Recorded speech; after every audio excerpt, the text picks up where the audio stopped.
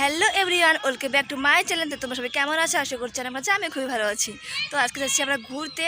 সেটা হচ্ছে দিদি, এই দিদিকে তোমরা আগের ব্লগে দেখেছো। তো এই দিদি আমি সবাই মিলে ঘুরতে যাবো। জিজু এই যে বাইকটি আসছে দেখতে পারছো।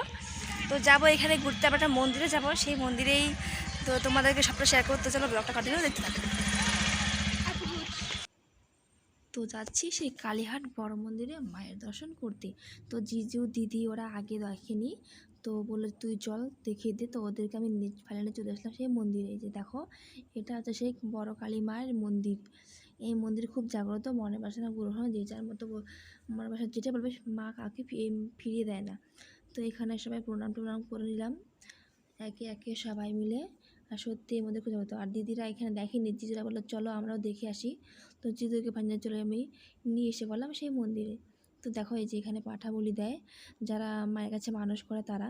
তো মন্দিরে ঘুরে ছবি টবি তুলে আমরা চলে গেলাম এবার বাড়ির দিকে। তো ধূপগুড়িতে যাব মার্কেটে। তো এখানে চলে আসলাম আমরা রেস্টুরেন্টে খেতে। এখানে আমরা খাবো, খাওয়ার পর তারপর বাড়ি যাব। তো দেখো, আর দিদিরা এদিকে অর্ডার দিচ্ছে আর আমি এখানে বসে বসে কি বোর হচ্ছিলাম। তারপর ফাইনালি চলে এলো মোমো। মোমো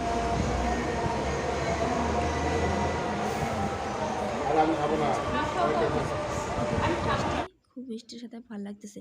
তারপর দেখো চলে আসলাম শেষে হনুমানজির মন্দির, বজরংবলীর আশীর্বাদ নিয়ে। তারপরে যে হাতে সুতো বেঁধে তারপর চলে আর দেখো আমাদের বাড়িতে ছোটো গোপাল, তো জানি না, তো গোপালটা ড্রাই করে নিয়েছিলাম। তো ভিডিওটা এখানে শেষ করছি, দেখা হচ্ছে নেক্সট ব্লগে।